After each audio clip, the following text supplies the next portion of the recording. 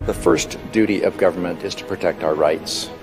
It's our job to maintain the proper role of government in what we were tasked to do. In the Idaho Constitution, Article 1, Section 1, we have a right to life, we have a right to defend life. This legislation is centered on meeting the needs of Idaho families. And we have no way to maintain control over the spending of this program, and it will be a disaster for this state long term. But we have a whole gamut of kids whose parents would like to do something for them and they cannot. The courts have long held that our ability to transfer title on real property benefits society as a whole. This is simply about putting it out of reach of young, innocent, vulnerable children and making our libraries and schools a safe place for them to go. And I am increasingly frustrated that we cannot stop ourselves from drinking at the public trough. He's sounding the alarm. He's saying if we don't address these issues, we potentially might have greater problems moving forward. I feel like we're back to an unappointed board that gets to decide who is essential and who is non-essential. If I was looking at a business and I was looking at these figures, there would be heads rolling because this is unsustainable. We're supposed to be bottom-up government. We're supposed to be representing my citizens' ideas and your citizens' ideas, and we're supposed to be discussing them and debating them to come to a conclusion. And for me, it's about a couple things. It's about food security, it's about national security, and it's about preserving American exceptionalism. The First Amendment and our freedom of religion, freedom of speech are our first liberties. They are so important. We don't have the rest without them.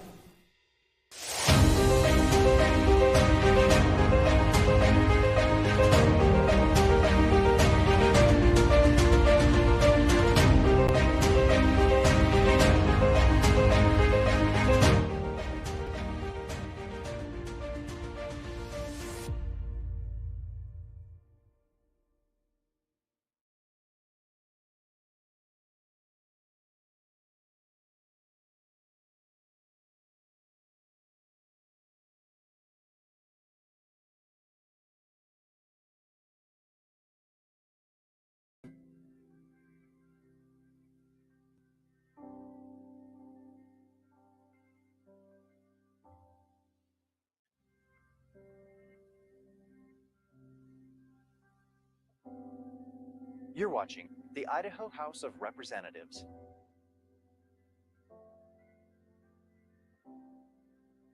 Hardware and closed captioning for Idaho in Session is provided by the Idaho Legislature and Idaho Legislative Services Office. Additional funding is provided by the Idaho Public Television Endowment.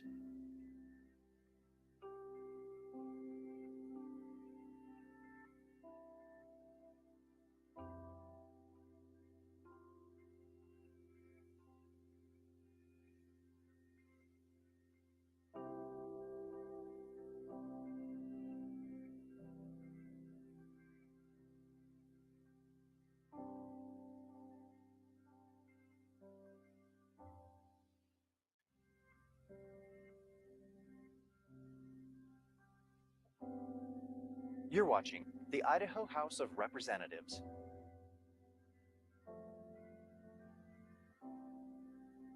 Hardware and closed captioning for Idaho in Session is provided by the Idaho Legislature and Idaho Legislative Services Office.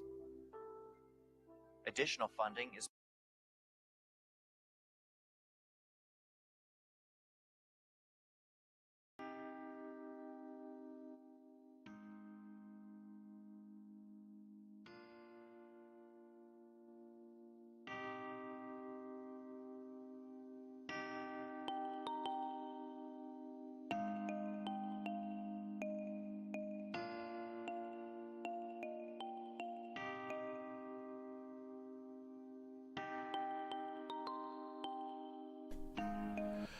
Welcome, everybody, to Idaho Signal. My name is Matt Edwards, and we are We are live, and I apologize for the microphone difficulties. But what you have been watching is the House floor at ease at the moment.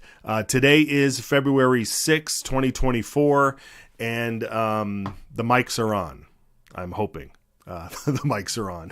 So they are. Okay, fantastic. What you have seen, what we were just looking at here is the House floor at ease. Because today, normally when the House floor is goes at ease, you kind of show. Let's give us that shot again. Usually when they go at ease, they just they mill about the floor, and usually there may have been some technical difficulties, or they need to rearrange the agenda or something. But today, right now, this moment, they went at ease, and everybody has left the room. And I imagine that they're probably having a caucus where they meet with their respective political parties. The Democrats and the Republicans meet to go over their strategies for coming in here to vote on the maintenance budget bills. It has been 21 days since those bills passed committee, and they were read across the floor, which means that they were presented to the floor, to the body, as consideration. When all bills go through this. So when they come onto the floor, they have to be read 3 times before the body votes on the bill. And so the first reading, the bill comes up, it goes through the first reading, and then it goes through the second reading the next day, and then it goes to the third reading the following day. There's motions and things that can happen to hold a bill on the second reading calendar or the third reading calendar. There's motions where in committee you can send the bill straight to the second reading calendar. There's all these little things, but typically when a bill comes out, it goes to the first, the second, and the third. And when it gets to the third reading calendar, that's when we vote. And so those maintenance bills, I believe there's 4 of them, that passed committee 21 days ago and are sitting in the House on the third reading calendar for today. They are going to be voted on. But before that happened, the House went at ease and everybody split. So we are going to keep an eye on that. We'll keep this shot up here as soon as these folks start milling about and coming back in. We'll pop in and find out what's going on, and hopefully we'll get some answers during our time on the air. So let's do that. All right. This morning, the committees were at it again, listening to bills that were coming through, and we wanted to give you a quick update on what was going on. We'll talk more about this bill as it heads over to the Senate, but Senate Bill 1244 is an interesting bill because this bill would essentially move back the limit that people where people can stand on voting day within polling locations. Currently, there's a 100-foot limit to where volunteers or members of the community can stand and have promotional materials or electioneering materials, like a sample ballot or a sign for a candidate or any number of things that you may encounter on voting day when you're heading off to the polls. Senator Hartkin and Senator Schroeder got together and thought that they should revise the rules in Idaho by moving this border from 100 feet, this limit from 100 feet to 250 feet, and increase the fine for anybody who violates it. So that passed passed the Senate today on a 12 to, I had that number here, 28 to 12, 23 and 12, 23 to 12. That's right, because that's 35. So 23 to 12, it passed in the Senate. It's headed over into the House. It'll go through committee. We'll have a chance to give public comment on that. So we'll keep track on that, and we'll have some clips for you to share later on, maybe tomorrow if we don't get to it today. But that's an interesting bill to keep going. On the House side, I'm just looking at I'm looking at my producers yelling at me to turn on my mic from earlier this morning. That was pretty funny. Okay. I think there is footage that we have from this morning in the Health and Welfare Committee in the House. And we'll get to that in just a second. Yesterday, I just need to address yesterday.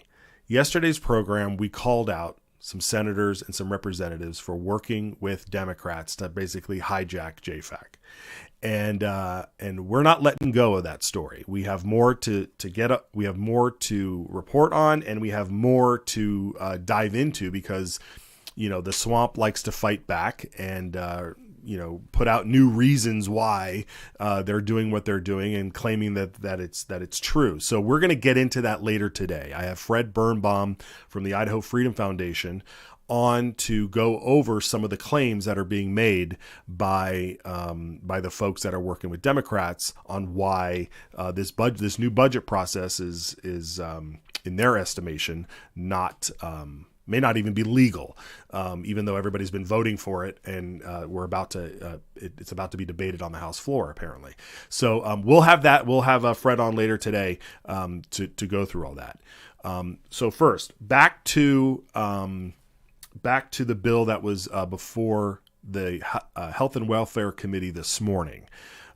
Representative Jason Gallagher, along with Senator Lenny, teamed up for a bill that would rein in the sort of control and the ability for our health boards, like the Panhandle health districts that we have up here in the north, like these different health districts across Idaho, to basically, make recommendations to city and county leaders on what they should do in order to enforce some sort of restriction on the public when it comes to a pandemic like we just went through.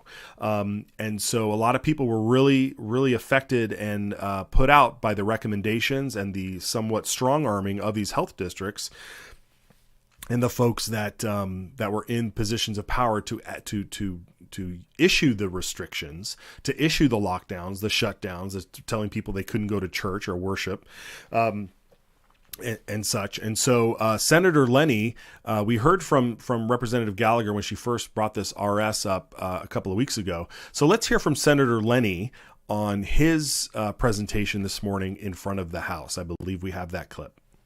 Senator in District 13, which is the great city of Nampa in Canyon County. And that's one city, one county district, so it's kind of easy. So in the wake of COVID-19 that we now see, trust in our health systems is something that has become essential and paramount. What this bill essentially does is it seeks to solidify that trust by clearly defining the roles of public health districts in Idaho. I believe it's essential for Idahoans to know that actions taken by our public health districts are not just well-intentioned, but are actually necessary. As Representative Gallagher just said, the term currently in use is all our central public health districts have the authority to do all things necessary, but that's inadvertently, handed our central public health districts a blank check of authority where they can do all the things we saw during the COVID crisis: mask mandates, locking down businesses, forcing, social distancing in public, things like that. So in Idaho, which is a state where we hold individual freedom and restrained governance in high esteem, I believe it's essential that we establish boundaries. So that's what this bill does. It does exactly that. And it safeguards against any kind of excess that stretches beyond the bounds of what is essential and necessary. Because, again, we're in Idaho, and I don't think unchecked, unlimited power should be granted to any government agency or political actor in the state. So this amendment, again, brings about a clear standard. Only what is necessary and reasonable will be pursued. This kind of clarity ensures enhanced oversight and accountability, which are crucial for public confidence.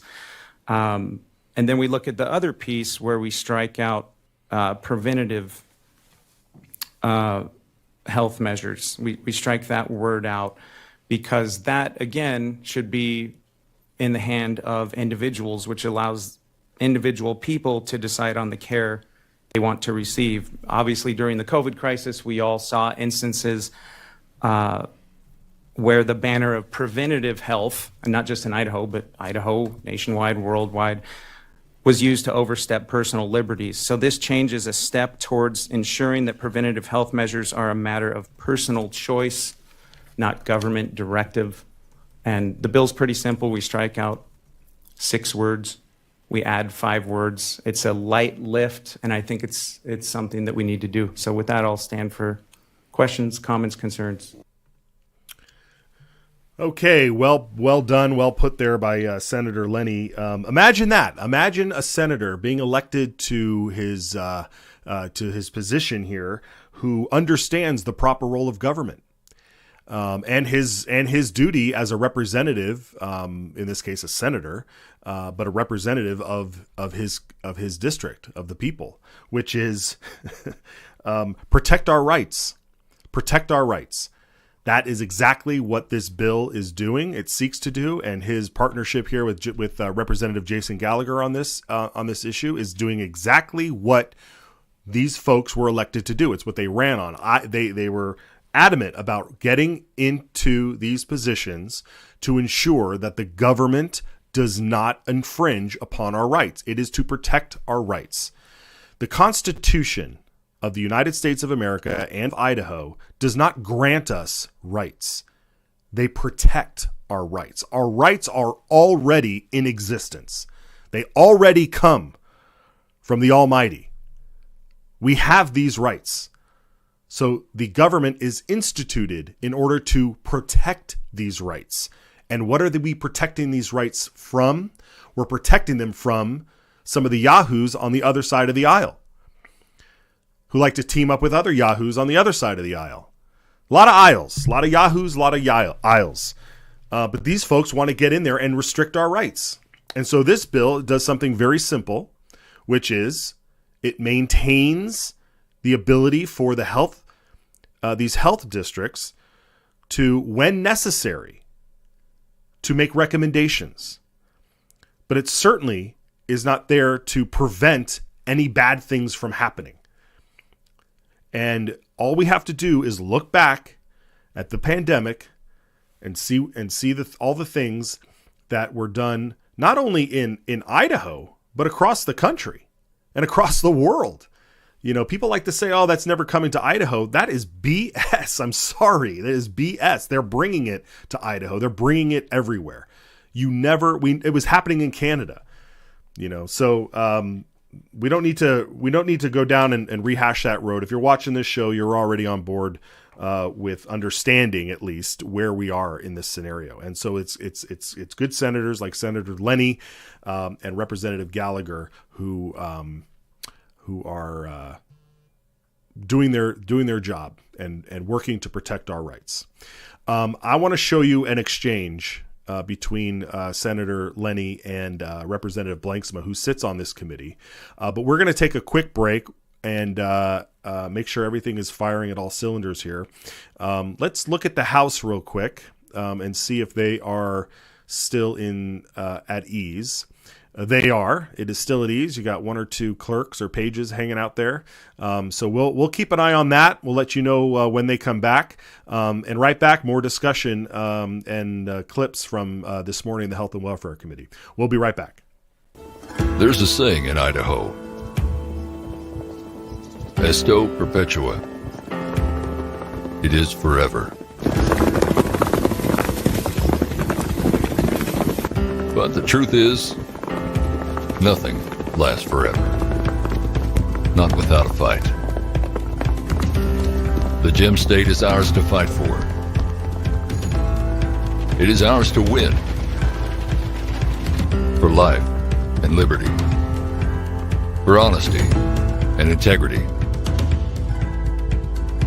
We ride together.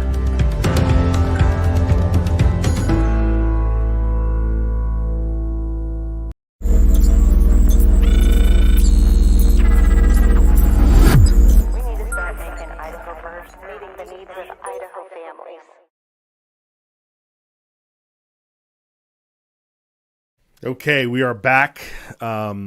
we got a new little bug there, nice little bumper. Reminding you that we are also live on X. That's where you can find all of on Rumble. That was the Rumble logo. We're all live on Rumble, X, YouTube, Facebook, Telegram, and you can find our archive over there on Rumble. We just hit 200 followers on Rumble.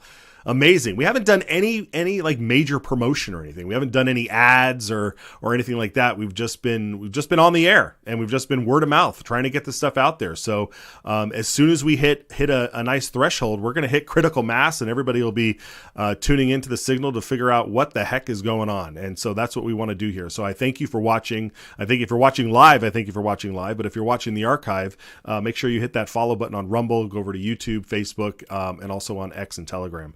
We are currently taking, we are watching, the House is at ease right now. So we're watching the House, and they are expected to be voting on the maintenance budget bills today. So we kind of cleared our schedule a little bit today to make sure that we were able to take on the debate that was going to happen down here, but it looks like they're having the debate behind closed doors, which is a little frustrating when you are the people who want transparency. So, but this happens. It's all right. We'll pay attention. And we'll check in. We had been discussing the bill that came across. And what is this bill? We need this bill number. The bill number that was up here today. I mean, I want people to understand what the bill number is, and I apologize for not grabbing it myself. But it's a House bill brought by Jason Gallagher. It was before the Health and Welfare Committee in the House, and Senator Lenny was there. We played the clip earlier of Senator Lenny having a presentation on why this bill is necessary. And so Megan Blanksma lets Senator Lenny know that she herself was on her district's health board, and they had an interesting exchange here today. So let's play this clip. It's a little long, but it's a very fascinating exchange while they're on their feet here debating this issue. So let's watch this clip. Questions, Representative Blanksma. Thank you, Mr. Chair. Senator Lenny, I actually had the supreme honor of sitting on Central District Health during COVID. And as much fun as that was, I never want to go through it again, and was on the side of voting against mask mandates and businesses several times. All of that being said, I have a question. There are some preventative programs within, and I'm using Central District Health because that's what I have a familiarity with, that are preventative in nature. And the one that comes to mind is First Teeth Matter. So it's a voluntary program for parents to bring their kids in and make sure that they're practicing proper dental care. It's not mandatory, but it's clearly preventative. It's not a fix cavities. It's making sure that the kids know how to take care of their teeth. And it is totally voluntary. Also with First Teeth Matter, they'll do school-based dental sealants. Again, completely voluntary. If parents want them, then they can have them. So my question is, by striking preventative health, are you now striking these programs that are completely preventative in nature and voluntary? Senator Lenny. Mr. Chair, Representative Blanksma, no. Experts on health district boards and such, experts advise, they don't rule. So, I mean, that would, as someone who did that program when I was a little kid, by the way, I remember going to school and getting my teeth sealed. But I think, no, this bill doesn't strike programs. It just restrains the power of the Central District Health or the public health boards,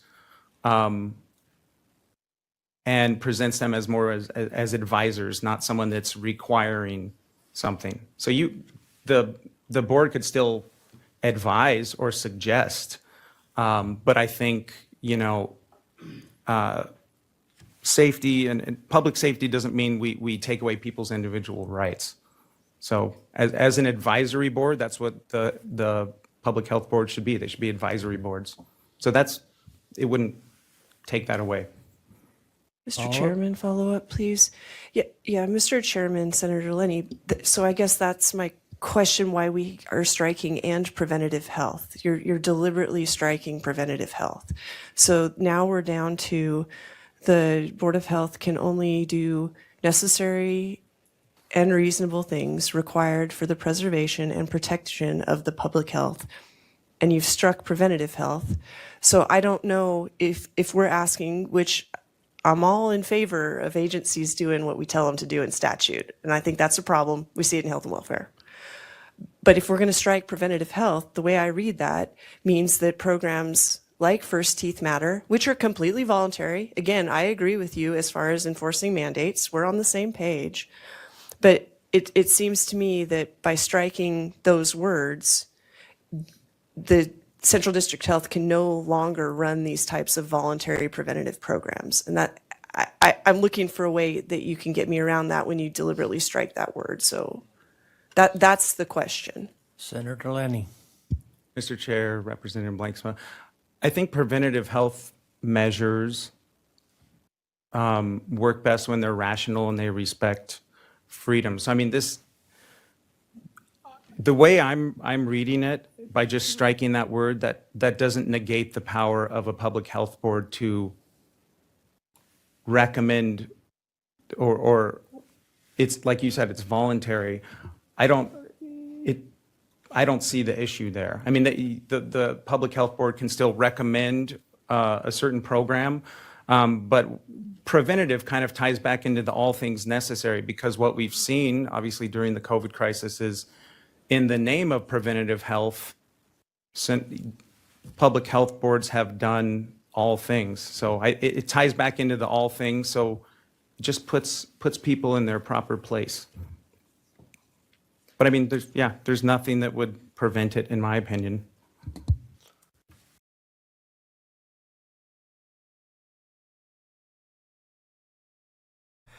Put everything back in its proper place. That's exactly, put everybody back in its proper place. You know, it's interesting when she came up and said that she had the supreme honor of being on the district board. It just kind of puts you in the right mindset that these folks are.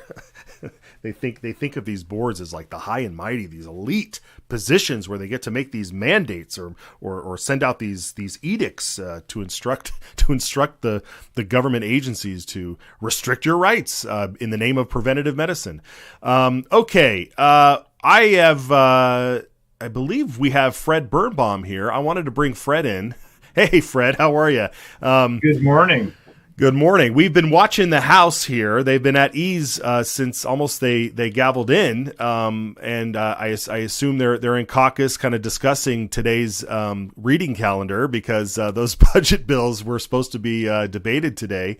But I wanted to bring you on. I want to get your insight on that. But I also wanted to bring you on because Representative Rod Furness tweeted out or posted something on social media that said, according to Idaho's manual, when you're crafting budgets, all the things that they all agreed on 21 days ago that passed with unanimous GOP support and have now been on the reading calendars are not valid, that these budgets are not valid. What is your take on that claim? Representative Furness is wrong. He's not even close.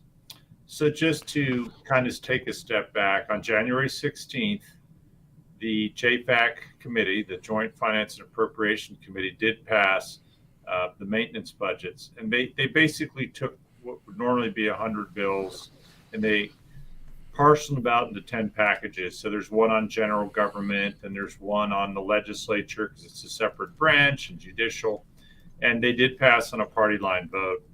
And as I think I mentioned in one of our earlier conversations, this alarmed the establishment, because if you had these maintenance budgets, which passed at about $12.138 billion, that's about $1.5 billion less than what the governor wants all told. And those extra $1.5 billion would be voted on separately. So Representative Furness was part of the group last Friday that tried to undo the process. And so they had to come up with a reason. And the reason was, the things that we voted for, we were in error. And they've made several assertions, which we can debunk. One of the first things they brought up was Idaho Code, Chapter 35, Title 67. And you can go to the state website and you can find the code and download the chapter and do Control F for find. and type in the word maintenance or maintenance budget, and you will find nothing. You will find one reference to maintenance as it refers to deferred maintenance and ARPA. So it's not there. So that's point one. Point two, they pointed to the budget manual. And the budget manual is an executive document from the Division of Financial Management that directs agencies how to fill out the budget forms. In other words, how to present their actual budget requests, which are voluminous, hundreds of pages, to the legislature. It says nothing about how maintenance budgets are voted in by the legislature. This is the preparation of the budget documents for presentation to have uniformity. So if this is Fred, real quick, this is what it sounds like. It sounds like it literally is just a manual on how to fill things out, not necessarily the opinion on what things should be voted on or how they should structure that's up to the legislative body to debate, right? Absolutely. So it's totally a red herring. And the thing that we believe is that they got some help maybe from staff to come up with some rationalizations for this ambush on the JFAC chairman with these motions, which essentially would undo the maintenance budget process. So Representative Furness is wrong. And I might add, last session on the floor, he made a claim about budgets that was also wrong, that the Medicaid budget was paid, the claims were paid 12 months in arrears, and that's why we couldn't cut the budget. Turns out he was wrong, and they over budgeted. Now they're going to get back $288 million. So he's wrong a lot, or at least these two times. He makes these bold assertions, and he does it with a lot of conviction, which carries weight with other legislators. I think, wow, he's got this budget manual. He sort of holds it in his hand as a prop. I'm told it didn't really fool people. I mean, initially, people who hadn't read the manual or heard anything about it thought, well, maybe this is exactly right. But I don't think he's been able to make that stick with legislators. Now, the general public probably has no idea what's in it, and they probably aren't interested in reading it. So and so are you saying like he literally walks around with it, saying it's in here? No, or he just uses it. He uses it as his verbal prop. Well, he has made copies to hand to people with, I guess, the thinking that they won't actually look at it. But he's referred to it. Other people have, and so the battle is ongoing. And really, as I said in an earlier article I wrote, it's kabuki theater. What this is really about is who's going to control the spending, the extra spending, the $1.5 billion of line items. There are some differences of opinion with what goes into maintenance budgets, but I just want to clarify this for your viewers. What the governor had in his portion of the maintenance budget, so the governor has an overall ask, it's about $13.6 billion, but it is broken down into maintenance budget, and then the additional line items are grouped together. So his portion of the maintenance budget, and if you take the budget that the committee did,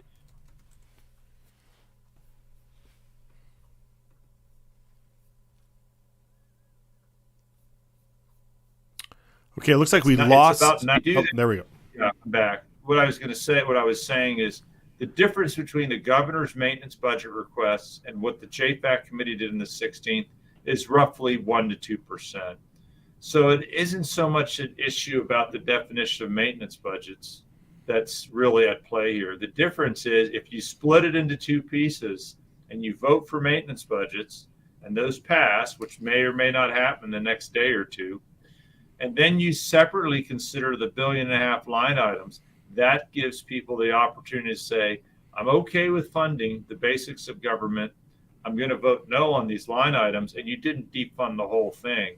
And the establishment wants the whole up or down vote. Right. You're either for schools or you want zero. You're either for the state police or you want zero.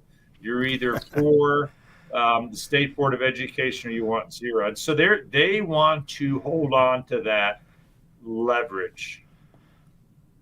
Yes. There's a picture, an old picture of Rod right there. But we saw some of this play out a little bit in some of the questioning that's happened. I think it was yesterday when they were discussing the launch program was presented yesterday in JFAC, and you saw some questions from Representative Tanner and Senator Herndon on, maybe the accountability of the money. Like I think Tanner said something about, if somebody gets one of these grants and then uses it to pursue being an attorney, and then they decide they don't want to do it anymore, do they have to pay the money back?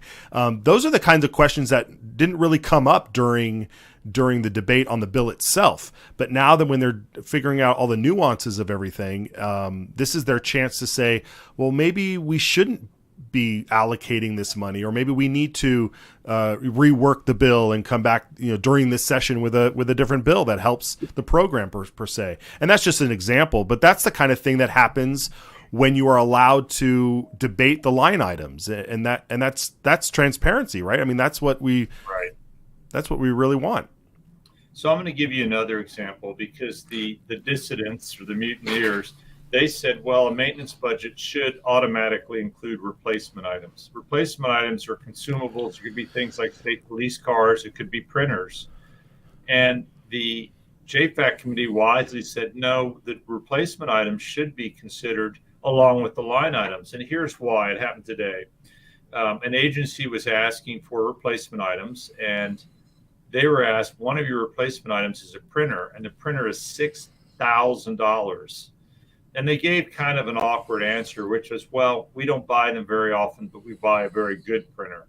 Well, many of us have bought printers for our homes, and you can buy one, I suppose, for under $100, and you can get a very good one for a few $100. But $6,000 is something that you would think that a commercial photographer or some sort of graphics studio would. So that was a replacement item. It was in that category. And that's why it shouldn't be in the maintenance budget, because if the agencies think, well, if replacement items are going to get sort of the automatic vote, we will put more stuff in there and not put it in the line items, right? Right. So was that this morning? You said that was this morning? That was this morning, yeah. And did anybody debate that? It was a question, because they weren't setting the budget. It was the question. It was a question. Yes. Yeah. Actually, Senator Bjerke asked the agency director, $6,000 is in your replacement items for a printer. And his answer was basically, we don't buy it very often, printers, and we buy a very good one when we buy one. I'm thinking, man, you could buy $200 printers for 30 years before you spent $6,000, right? 100%. I'm going to look into that. Yeah. So, I mean, it's just an example. And really what all this comes back to, when COVID, and it actually goes back before COVID. I mean, the country's been on you could argue, a spending bonanza since the New Deal. and really the last time the federal government really cut its spending was after World War II. Huge decrease in federal expenditures, and maybe to a lesser extent after the Korean War.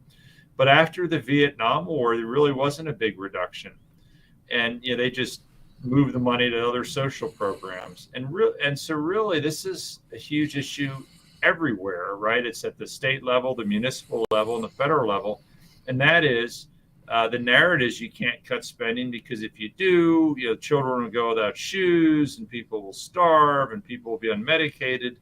And so when you put a spotlight on exactly what the money is going to, whether it's in one case in public health, they're still doing more vaccine provider support, even though COVID's way behind us. So this is an addiction to spending. And this is if you think of alcoholism, this is a 12-step process. So the maintenance budget process is really step one. It won't in and of itself guarantee that the line items that pass will be not overly generous, but it's just, and this is going to be something I think conservatives should embrace everywhere, which is more scrutiny of budgets. And I have to tell you, it's been very hard for a lot of Republicans to get their head around going from outside of government to inside, because inside government, all the staff, virtually everybody you'll talk to will make the case that we need more money, which includes money for themselves, better benefits, pay raises, nicer stuff, etc.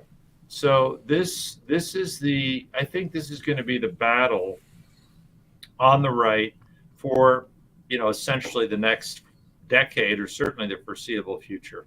Yeah. And like I said, we highlighted it yesterday. There was a lot of scrambling, a lot of things happening on Friday that we pursued stories and trying to get sources and people on the record about what was happening last Friday, and we went over that yesterday.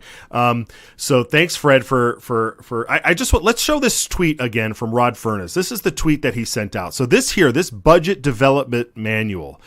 Fred just told us that there is nothing in here that says anything that Representative Rod Furness says at the top in his post. So I'm going to encourage everybody to head over to, this is posted on X, I think. Head over to X and ask Representative Rod Furness, instead of showing us a screenshot of the cover of the budget development manual, why doesn't he show us a screenshot of what he's actually talking about? Because we've got our good friend Fred in here telling us it does not exist. And Fred also published an article yesterday or over the weekend, and I think we have that too. We want people to go over and see that, because Fred knew that they were going to be pulling this stuff. And so head over to the Idaho Freedom Foundation's website to look up that article, and I think we've shared it out as well. So all right, Fred. Well, I know you're keeping track on the House. It looks like they're still at ease, and who knows how long that'll go. Yeah. One concluding remark. I'm actually scrolling to the this document, the Budget Development Manual, and Great. Rod is trying to use sophistry, because it does tell the agencies what to do in preparing their budgets. But here's what it says in the preface. This manual's purpose is to provide state agencies with clear guidelines in preparing their annual budget requests. So this is how they prepare them. This has nothing to do with how JFAC appropriates them. So what Rod is doing is he's taking a document which does tell the agencies how to prepare them, and he's making it sound as if we have to appropriate the money the way they prepare the budgets. And that's never been the case. Nobody's ever said that before. So here's a document that tells the agencies from the governor, here's how you prepare the budget requests, which are hundreds of pages, way more than a budget bill. And then the legislature, of course, takes those requests and converts them into budget bills. And the notion that you have to do it the way this manual says, for one thing, it's a violation of separation of powers. And two, it just doesn't make any sense. So that otherwise, why even have a legislature? Just rubber stamp with the governor. Well, I think that's exactly probably what Furness is implying, is that, wait, this is not how we've been doing it. We just get what the governor tells us to do, and the manual sets it, and then we're just supposed to do that. And we know that Senator Groh and Representative Horman have said, no, we're taking control back into the legislature by doing it the way that we see fit, and the way the body can vote up or down on it. And we'll see if they will vote up or down on it coming up here, hopefully, when they come back from being at ease. So thank you, Fred, for taking the time out and clearing it out. This is you cleared it up rather nicely, as I knew you would. So appreciate it, Fred. Thanks, Matt. Bye-bye. All right. Take care. All right, folks, that is, seriously, this is basically now what what Rod Furness was saying. Wait a minute. This is not how we've done it in the past. The agencies and the governor tell the budget office how to prepare the budget, and then we're supposed to just vote on that. We're supposed to just pass it. It's a new day. It's a new day, Rod. Wake up. It's a new day. All right, we are still watching what's happening in the House. It is at ease. They decided to cut the feed and just show the loop of the aerial footage of the Capitol, but they have not adjourned. They are still at ease. So we are keeping track of that. We had a story that we wanted to cover, but because of this caucus, we may not be able to cover it the way we'd like to, but we will share the information with you. So we'll be back right after this. All Idaho lawmakers swear an oath to support the Idaho and U.S. constitutions. But how's that working out for you? Because not all Idaho lawmakers share the same values. That's where the Citizens Alliance of Idaho Pledge comes in. 10 statements inspired by those 2 founding documents that are designed to preserve our shared values. Values such as education freedom, safeguarding free speech, defending our protected right to self-defense, and being responsible stewards of taxpayer dollars. When a lawmaker signs the pledge, they are performing an act of political courage, accepting the challenge to be a champion for our values, and serving with political integrity. To find out if your lawmaker signed the pledge, visit idahopledge.com. Paid for by Citizens Alliance of Idaho. We ride together.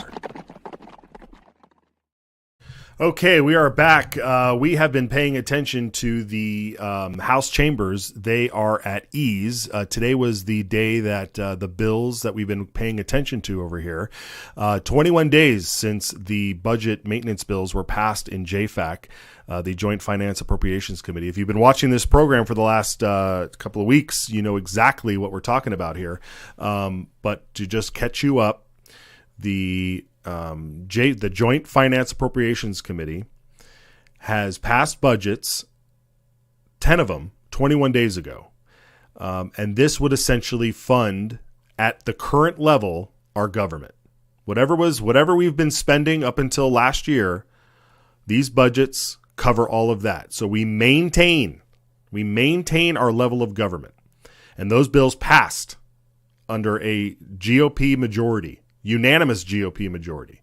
And they've been sitting, waiting to get read across both the Senate and the House floors. They divvy up these budgets and they go to different chambers. And today was day 21 since that happened. And today was also the day that those bills were going to be read and voted upon in the House. Some of the bills were going to be voted upon in the House today. But before that happened, the House went at ease, and they've been in caucus meeting behind closed doors, presumably hashing it out. And so we'll keep tabs on it. We've only got a quarter left of the show. So if they do come back, we'll carry it for a little bit and see what's going on. So we'll keep you abreast of that. And then of course we just had Fred on to dispel these horrible mistruths, misinformation, fake news, or possibly just lies from certain folks out there. Representative Rod Furness tweeted out that these budgets violated the manual, and so we just went through with Fred to dispel this. So go out to that tweet and ask Rod to point out in this manual where it says that, where it says we should just approve whatever has been written by the governor and the agencies. Okay, a couple of days ago, Sunday night, when Representative Heather Scott, the co-chair of the Idaho Freedom Caucus, and she's been on this program a few times, she was headed back to Boise. She is representative from District 2, and she lives up in North Idaho. And so she takes a flight back from Spokane back to Boise for the session. And she tweeted out this tweet. And I can't read the entire thing here, but basically she said that this photograph of this man was taken by her on the airplane. And this man started to verbally admonish her or accost her for being, a typical leftist remarks directed at conservatives. I won't repeat them here, but he basically started verbally accosting her. And so she whipped out her phone and started filming him, or at least took a picture, and he clammed up. But she tweeted this out because this was, who is this guy? This guy that just attacked her on a flight from Spokane back to Boise. Well, this tweet took on a life of its own. I believe the term is viral. And it went so far as to have Mr. One Glenn Beck himself retweet Heather's tweet with a words of encouragement to keep up the fight for the Constitution, which Heather Scott most certainly is a front of the spear there in that fight for the Constitution. So we were going to have Heather on to not necessarily rehash what happened on the plane, but to kind of just address the attention that this incident caused, where you have a national figure, major national figure with a huge voice, huge audience, Glenn Beck, chiming in with what happened in here in old little Idaho. So we will hopefully reschedule Heather. She is right now in caucus, the Republican caucus. Let's take this. Do we have a live shot? Did they go back to the House, or is it still the? Is it still? Let's see what they're showing us over there. Is it still? Oh, it's back. This is live, guys. This is a live shot, live from the House floor. There it is. I can read my prompter down there. This is live from the House floor. So presumably, since they turned the feedback on, that maybe they are coming back here shortly, and we will see how that goes. So yeah, let's keep this shot up, and we'll go through it.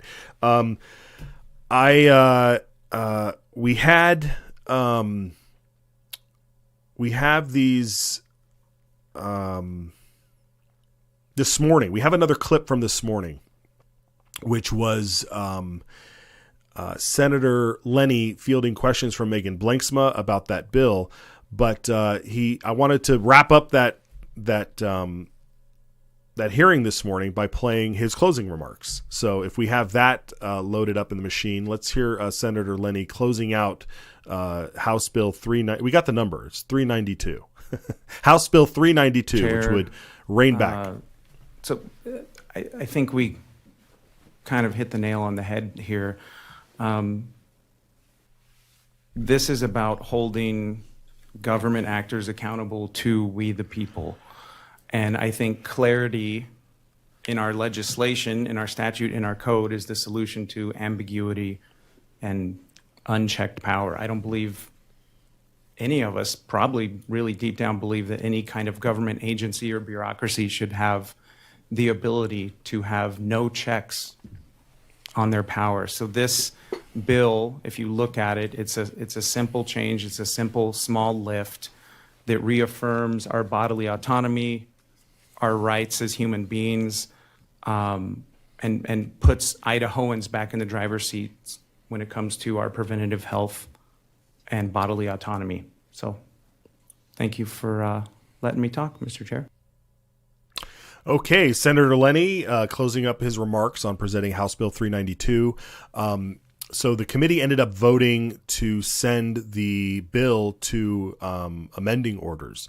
So it's moving along, but it now will have the legislators will now have the ability to offer up amendments, and this could be kind of a messy process because the way the rules go, it's first come first serve. So if your amendment is cut in line by somebody else's amendment that does the exact opposite of what you want it to do, then you're kind of screwed. It's an interesting process, and I don't necessarily know if I agree with all of it or why it is the way it is. But we'll keep tabs on that bill as it heads to the floor for amending orders, and we'll see where it stands. I have a prediction that this bill is going to go nowhere, because what does it do? It restricts government. But the other bill that was in the Senate that restricts citizens' rights, that just sailed through. So what does that tell you, folks? What does that tell you? We got a Senate and a House full of people who are trying to consolidate power and trying to make sure that you and your rights are get restricted. I mean, that seems to be what happens throughout here. We had some the clips we're going to show tomorrow from today's session in the Senate, where they were debating Senate Bill 1244, I believe it was, is fascinating. Yeah, Senate Bill 1244. So that's headed over to the House, where the debate will really fly, because they have a much more free-form flowing rules over in the House, and it makes it quite interesting. So, all right, folks, we are going to check in one more time here on the House floor. They are still at ease. 21 days since the budget's passed committee. We've been talking about it all week. We've been talking about it last week. And these bills But one thing about yesterday, because I don't want to forget what happened yesterday when we kind of went through and broke down for you. If you didn't watch yesterday's program, please go to the Rumble archive or over on YouTube and watch yesterday's program. We tried to clip out some things, but even those clips are fairly long. So I suggest you just watch the entire episode yesterday, because we just kind of walk you through what happened on Friday when the JFAC hijack went on. And so I encourage you to go over there and watch that. And it'll bring you up to speed. And we highlighted 4 JFAC members who we were informed of through sources that were really spearheading and moving these things along. Yeah, these 4 over here. But I don't want to leave out the rest of the folks, and we'll get their mugshots up here later this week in future programs. But I want you to watch yesterday's program, because today is so important. Because today is where the rubber meets the road, and right now they are in caucus, hashing out something. They're hashing out something, and they're all gone. And so today's the day they were supposed to be voting on these maintenance budget bills, and these are the bills that will basically fund government at the levels that were approved of last year. And so what does that tell you? That tells you that the rest of the budgets that are coming down the line are new things, added money. There's one, I think we've heard multiple people say it's upwards of 1 point something billion dollars, 1.3, 1.8, somewhere around there, of new spending. And some of this spending could be for replacement items. We just went through with Fred Burbob that one agency wanted $6,000 to buy one printer. I thought it was like a set of printers, but apparently it's one printer. A 6,000, and this wasn't Office Depot that has a giant print machine in the back that's printing your giant posters. I mean, maybe it is. I don't know. We're going to look into the agency that did this. I think our producers were on top of this earlier. It was the software upgrade. $6,000 for a printer. So we're gonna look into what they were doing. For especially nowadays when everything is on iPads and tablets and phones and stuff. Like, what are they printing? I don't know what they're printing, but for $6,000, I'd hate to find out what kind of paper they're printing on. It's like really thick, shiny cardstock. All right, folks. This is what happens. I mean, gosh, we were ready to just listen to some good, healthy debate on these budgets on the floor, and we don't have a camera inside the caucus room, and nothing comes out of the caucus. Nothing comes out of the caucus. That is their they sign NDAs when they walk into their caucus meetings, and we never hear about what's going on inside the caucus, both in the Senate and in the House. So they're hashing it out in there over something, and so we will come back and see what they were talking about. Folks, I appreciate you watching the program and sharing the program. I'm sorry there wasn't much more action we could bring to you today, but this is how it goes. We'll get some more guests on this week, and I think a couple of weeks ago we tried a call-in show, and so maybe we'll fire up those phone lines again and allow you to give me your opinion on what's coming in. I really want to hear from you if you understand what this budget process is going on. I've got people telling me that, like, it was kind of going over my head, and then somebody said one thing, and then boom, I got it. So I want to keep saying the thing. I want people on, and I want me to keep saying the thing that makes you go, boom, I got it. So let me hear from you. Head over to idahosignal.com. Throw us a few dollars if you feel inclined. You don't have to, but drop us a line, give us a message, and let us know what you're thinking. idahosignal.com, and feel free to do that. You can also go. There's a great tool out there. Email idaho.com, and if you go there, you can email everybody all at once. That's a great service that some folks had put up out there. And so we want to make sure that happens. There's plenty of great people to follow on X, on Facebook, on all of the different channels. So I encourage you to look up and head over there and get into the conversation, because we have to hold these people accountable. Thank you for joining us, everybody. We are here to equalize the narrative and bring you the news that's coming out of Boise, and amplify voices that don't get highlighted in the mainstream press. So I appreciate you watching, and we'll keep an eye on the House. If something really crazy happens, maybe we'll go live later today, but we'll see. All right, folks, we will see you next time. Bill, I think it puts a stake in the ground that says we have a sovereign right to protect what's ours.